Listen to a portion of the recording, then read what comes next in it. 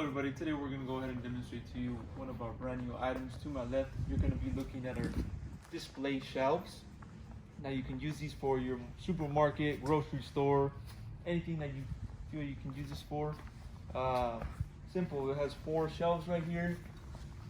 Okay, also you have an adjuster divider. Okay, so let's say you just want to put it in the middle, or you can go ahead and take it out, put it like that.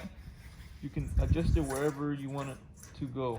Okay, now measurements for each of these boxes, you're looking at a length of about 18 inches by 12 inches. Okay, and the height, you're looking at about 4 inches. Okay, so you have 4 levels. As I mentioned, you can use this for your product. Say you want to put vegetables or fruit on these boxes. It also has wheels, so you can easily move it around. Okay, very light unit. It's gonna come in white color. We have one size, one model available right now. So if you have any questions or are interested in one of these units, go on our website, coolerdepotUSA.com. You can find this on our website. Price will be available on the website, so you can go ahead and see that.